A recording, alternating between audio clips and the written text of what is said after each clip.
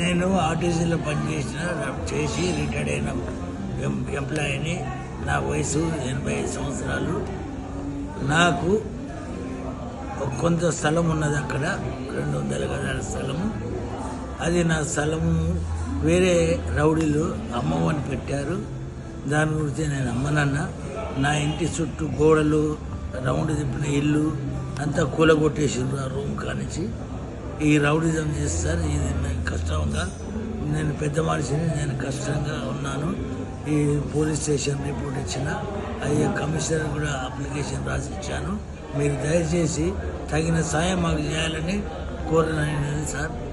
ఇది నాకు ఎవడు దిక్కులేడు. ఇప్పుడు నన్ను చూసేవాడు, నాకు ధైర్యంగా చెప్పేవాడు ఎవరు లేరు. రౌడీజాలు మాత్రం ఇట్లా పనిచేసి దాన్ని చంపడానికి కూడా ప్రయత్నం చేస్తారు సార్. వాళ్ళ పేరు ఎవరిదంటే కుమార్ చౌదరి అని, గుంటి కుమార్ చౌదరి అని గొల్లవారు. వాళ్ళందరూ కూడా తండ్రి, పిల్లలు, పక్క వాళ్ళందరూ కూడా నా మీద రౌడిజం చేసి గోడ కూలగొట్టేసి మొత్తం ఆక్రమించారు.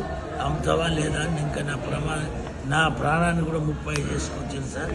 అటువంటి భయంకరంతో మీకు అప్లికేషన్ ఇస్తాను. మీరు దయచేసి మాకు సాయం చేయగలరని ప్రార్థన.